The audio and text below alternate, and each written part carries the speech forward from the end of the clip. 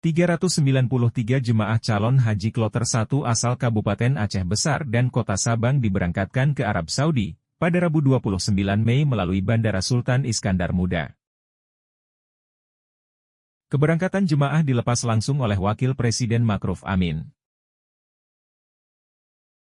Kepada jemaah, Ma'ruf Amin meminta agar menjaga kesehatan sehingga dapat melaksanakan ibadah haji hingga selesai. Para jemaah yang berangkat ini umumnya jemaah lansia. Mereka telah menunggu sekitar 34 tahun untuk bisa berangkat menunaikan ibadah haji. Pelepasan jemaah calon haji kloter 1 Aceh turut didampingi penjabat Gubernur Aceh Bustami Hamzah, Irjen Kemenak RI Faisal Ali Hashim, Wakil Ketua Komisi 8 DPR RI Marwanda Sopang, dan Kepala Kantor Wilayah Kemenak Aceh Ashari. Tahun ini kuota haji Aceh berjumlah 4.710 orang, termasuk para petugas haji yang terbagi dalam 12 kelompok terbang. Tim Liputan Aceh Video.